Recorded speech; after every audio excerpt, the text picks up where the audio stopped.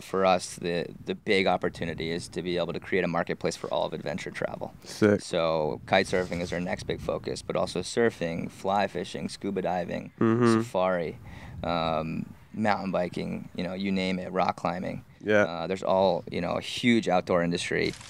What's up, guys? Welcome back to another episode of the Basics Podcast. Today we got a real special guest, Andy Culp, from an adventure company called Heli. You can check them out at heli.life. Basically got an awesome website that allows you to find and book sick adventure travel. And yeah, we're just going to jump into a little bit about his story, how he got to this stage and just really who he is.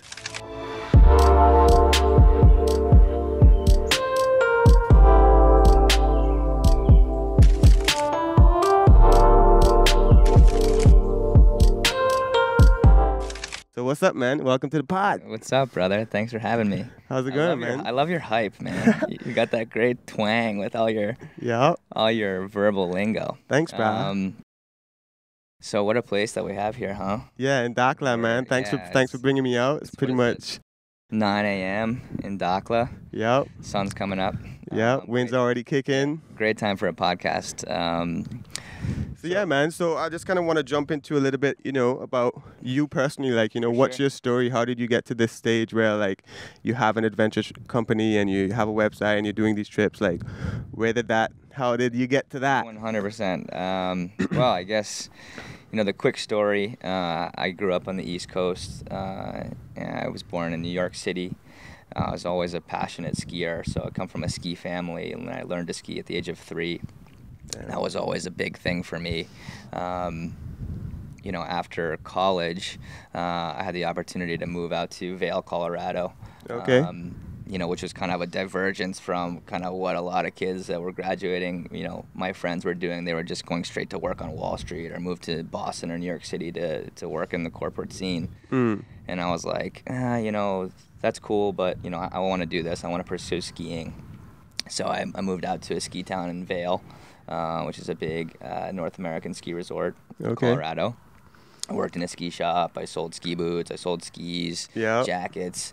I kept my ski gear in the back of the shop, and I was just skiing every chance I could. And really, I was a pretty good skier by the time I moved out there. But then living in the mountains is the best way to get really good at skiing. And so I spent all my time in the backcountry, hiking into the mountains, skiing powder, and I just fell absolutely in love with being in the mountains. But I always had this kind of conflict of had this pressure to kind of work on, get a job and do kind of what everyone else was doing, my friends were doing. So, and also I wanted to try to make some money. It's tough to live in a ski town and be a ski bum, so to speak. So I moved back to New York, and I got a job at a bank. I was a trader. So did that for 4 years. But it's funny, I got that job because people in the interview process just wanted to talk about me being a skier because they like to ski. Or you're from Vail. That's funny. Like, yeah, I mean, I love to ski, but here I am, and I do whatever it takes to get a job. So that was super important for me to build up my network kind of in the Wall Street area. And I did that for several years, and just had the opportunity to kind of move away from that. As I always found my passion was for travel and for skiing. So I got a job working for CMH Heli Skiing, which is a big heli skiing company. And that's kind of what all started. And like, what were you doing at that company? So I was the New York City salesperson. Cool. CMH Heli Skiing was the inventor and the first heli skiing company in the world. They're in British Columbia. They do most of it's significant market share of heli skiing globally. So they hired me because they saw that I, had that ski background, was a big skier, but also had that network in New York City. Had the connections with kind of the more affluent folks. Sick. And I did quite well, with my branding as a skier, but also having that network. I sold a lot of heli skiing. And that's where I saw that there was an opportunity to kind of expand this to work with all heli skiing companies. And so that's what we did. And I found a few other key guys. I've got a great team around me. And we started our own brand, Heli, to partner with all these companies, build an online marketplace to make it easier for people looking to go heli skiing to find the right package for them. It's sort of like a kite trip, right, where it's depending on what ability you are, or what preference for type of kiting or skiing, whether you want flat water or downwinders or waves.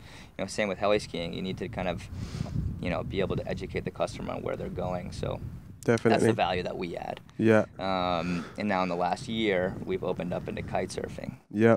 Which is another, another section high-end adventure travel sport, similar to sort of customer. Yeah. And the plan is to keep rolling out into new sports. Cool, dude. And like, what was the big moment where you decided to go from what you were doing with that company to be like, boom, I'm starting my own thing? What was that process like? How did you, Right. That doesn't happen just like that. So, I think a lot of entrepreneurs would tell you that, any business needs to solve a problem. Right? And when I was working with CMH, which is an amazing company, an amazing brand, and we're partnered with them today, I found that it was very challenging for customers to, understand the different options, for them, as well as paying for the trip. It's still very analog, the process, right? So I'll get a customer. I have to write out in long-form email, okay, here's option 1, here's the different characteristics, here's option 2. It takes so long. And that was just a very tedious process for me as kind of a salesperson or agent or the operator. And then when it came time to book, I would have to call up, get the credit card information from the customer, and then call headquarters to pay with the credit card. And I was like, this doesn't seem to make sense. I mean, we've got all these different platforms out there like Airbnb or what have you, where people are, doing these processes online. So I said, look, let's do this. And, for whatever reason, it was easier for us to do it on our own. Yep. Smaller, I guess you can just move, make it happen. Sick, dude. And then you started with this skiing, right? You started doing... Right. So heli skiing was the first focus. That's kind of hence the name. Heli. Yeah. And we did that for 2 years and growing, every year pretty significantly. But for us, the big opportunity is to be able to create a marketplace for all of adventure travel. Sick. So kite surfing is our next big focus, but also surfing, fly fishing, scuba diving, safari, mountain biking, you name it, rock climbing. Yeah. There's all, a huge outdoor industry. It's a multi-billion-dollar industry. And if we can, select the best adventures across everything, package everything in a nice way and put it online, I think we've got a nice business. Yeah, I think so too, man. Like when you reference Airbnb, like it totally makes sense. Even with the kite side of stuff where you can be like, oh, I want to go on a trip November. You guys kind of have like what exists. Right. And you make it so easy to just lock it in. You know what you're getting. You can just pay right now and here, and you're in. And I mean, the whole idea is to really add a lot of value to the customer, right? Like if you go to look for a kite surfing trip, right? Probably the best thing would be to reach out to someone like you, right, or another pro, or us, because there's really not that many resources other than some Facebook groups, maybe for where should I go in November, or I'm an intermediate rider, I want to work on my flat water, or I want to do a bunch of downwinders, where should I go? There's no real resource online for that, no formal setting, certainly not for booking a trip, right?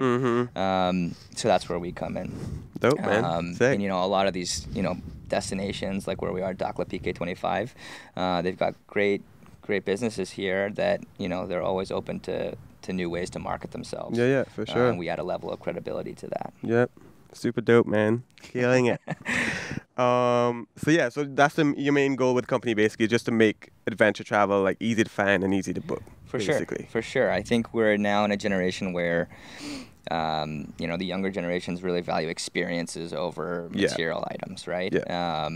And what we have, like this trip, this is magic. This is priceless. To be able to kite, in Morocco in the desert is unbelievable. So just by focusing on the experiences and connecting more people to them, that's our mission.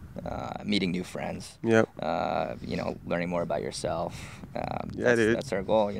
Dope, man. I've been digging it because this is my second trip with you guys, and I just dig you guys as people, and I see what you're doing with the brand, and it's awesome, man. I can't wait to look back on this 5 years from now, 10 years from now, and it's just who knows where it is. For sure. No, you're the man. I mean. You've got such good energy, so we love having you, and we've learned so much from you as well, and especially about kite surfing, which is kind of this new frontier for us.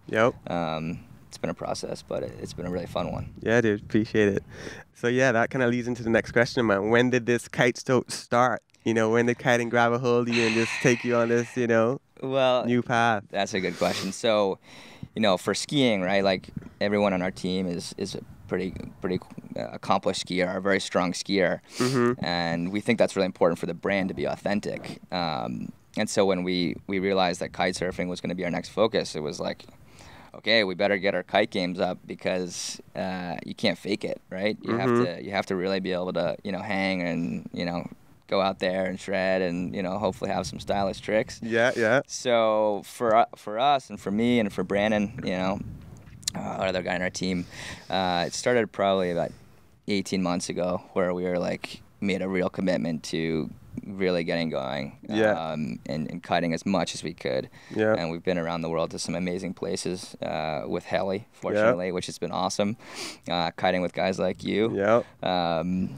You know, so 18 months ago is when I would say that it really kicked off. And this summer we had a house in the Hamptons, which is about 2.5 hours outside of New York City. Okay. Where we had a bunch of guests, et cetera, and friends come out, and we were kiting as much as we could. Yeah. So the kite stoke is very real, though. It's cool, man, because even seeing you guys here, like, you know, yeah, we have a group with us, but, like, you guys are just as stoked as everyone else to, like, sure. You guys are, like, beating everyone in the water, you know? So the stoke is real.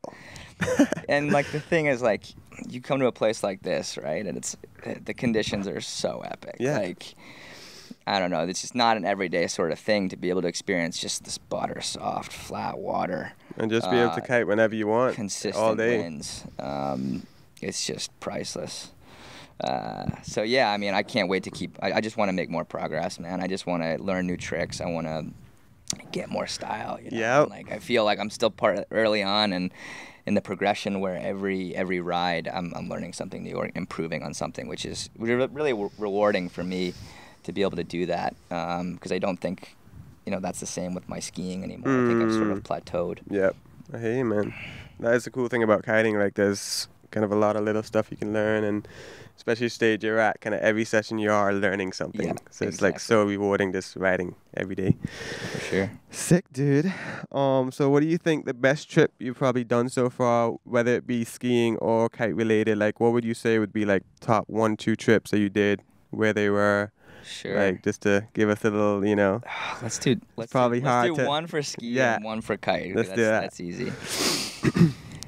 I think this trip is probably the best kite trip. Yeah, I was gonna say that too. The conditions have been insane, and I think it's also a combination of me being at a place now where, you know, I'm much stronger of a kiter than I was maybe a year ago when we went to Zanzibar, which is also an awesome trip. Spent 3 weeks there. But I'm just much stronger now, so I think I'm getting a lot more out of each session. Yep. So I think Morocco so far is probably the best. And then on the ski side, oh man, we've got a lot of partners out there. I don't think I should really single out one name. I hear you, man. But British Columbia, you know, I've spent a lot of time in BC, and there's been some trips that have just been absolutely epic with amazing snow. You know, deep. Yeah. I like to ski deep trees, and you can definitely get that in British Columbia. Sick, dude. You know, it's totally isolated. So heli skiing, I don't know if you know much about it, but you know, instead of a resort where you're riding chairlifts, you know, you're with really kind of a small group. Usually 12 to 24 people, and anywhere from 3 to 6 different groups, and up to like usually 2 to 3 machines. But you're totally isolated. You're in the remote backcountry. You're not running into lift lines. No one's screaming. It's quiet. Just you guys, it's peaceful. Every run is, you know, fresh tracks. So yeah, I think British Columbia would be my favorite place to ski. Sick, dude. Yeah. So BC for the skiing and Dakar for the kiting. Yeah. Pretty freaking dope. But I think there's gonna be some more places in the kite scene that, for you know, sure, man. And that's, you know, so far, like, even for me, this has been a very special experience, like, just being here, because this is a spot you hear about. It's been around for quite a long time, but I've never actually been here. And yeah, you're just kind of in the middle of nowhere with like all the wind you want, and just like even the sand dunes that we ended up going checking out, stuff like that. You just never ever see. That's the other cool thing. You know. Yeah, this is totally different geography than, I've ever seen before, let Yeah. alone kited in. So it's really kind of cool. Special, man. Special. Sure. So, like, down the line, what do you see on the kite side? Like, do you have any dream trips planned, or like, do you just kind of want to be able to like grow trips in like the best spots and continue to like discover new spots, or like what's kind of the general? That's a good question. So I think there's two kind of focuses for us, right? I think we're going to continue to do these bigger group trips where, some of our team comes. We bring a content creator, we bring some pros like yourself and Rita, who's also here. Do that, probably in 2019, 4 times a year, once a quarter. Mm-hmm. So go to a marquee kite destination, whether it's Dakhla or Brazil or Los Roques, or Tarifa or whatever, one of those top 10 destinations that everyone in the world wants to go to. Mm-hmm. As well as just continue to grow our business, sort of like the heli skiing, where groups of people are reaching out to us or visiting our website, and it's like, it's 2 of us, me and my buddy, we want to go kite surfing for a week. Okay, here are the different options. And they book online, and we're not there, which is, ultimately how we really scale the business. But, Yeah. the former is really kind of growing the brand and, getting ourselves out there. And also it's really important for us as Heli to experience each destination, so we know really what every place is about and what Dakhla is. You can't know about Dakhla without coming to Dakhla, right? Nah. And now we know. Yeah, now you know. It's awesome. Sick, dude. Well, yeah, that's pretty awesome, man. It's just cool what you guys have done and what you sounds like we're gonna keep doing. Thanks, it's man. Exciting times, you're man. doing it with us, bro. Dude, excited to just be involved, Special sure. times, special For sure. times. So yeah, I think that kind of rounds up for today. I guess maybe we can just close off by letting people know like how they can find Heli, like social, website, whatever. Sure. Instagram, we're at Heli, Heli. Our website's www.heli.life. Or you can always just reach out to our team@heli.life. We'll be happy to talk to you about any adventure travel that you're looking to do. We can put it together for you. And the key thing to remember is that we're not charging anything over what any resort or operator is charging you. We market all of their experiences, and it's all at best pricing. So we are incentivized by all of the destinations that we work with through wholesaler agreements. So we earn commissions. So there's no downside to booking with us. We take care of everything, and you don't pay any more. Sick, dudes. So yeah, guys, I guess we kind of closed off. If you guys actually want to just check out the description of this video on YouTube, all that stuff will be linked down in the description. And yeah, definitely check these guys out. Keep an eye, because like if you're a kiter, if anyone wants to get into kiting, you just want to go on a sick trip where you're around, cool peeps, having a good time, Heli's going to be it. So yeah, that's pretty much it, man. Sweet. Thanks for taking the time. Really appreciate it. Thanks, brother. And I guess we gotta get back to the shred, Peace, guys. All right, guys. Peace and love, and I'll see you guys in the next video. Big ups.